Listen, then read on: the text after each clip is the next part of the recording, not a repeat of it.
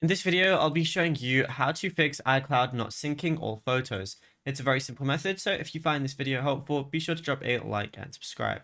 But anyways, getting into it, it's very simple to do, and it can be very annoying if this is happening to you. So what we want to do is go over to your settings application, then click your name at the very top, then go over to iCloud, then go over to save to iCloud, and at the very top, you're going to see iCloud photos.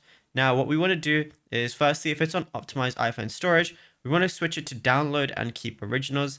And if it's already on that, then what we can go ahead and do is where it says sync this iPhone, go ahead and disable it, then restart your iPhone by holding up the volume up button and the power button together, and then sliding to power off, and then pressing the right side button again to power it back on. Then go back to this section and then enable sync this iPhone like I have right now, because sometimes it just needs to be, it just needs a quick little refresh. Also, what you want to do is clear your local storage space, as iCloud requires at least 1 to 2 gig of free space on the phone itself to process the metadata for syncing. If your device is completely full, syncing is going to stop. So what we want to do is go back, and then we just want to go down to general, go to iPhone storage, and then delete any app you don't use or anything like that as well.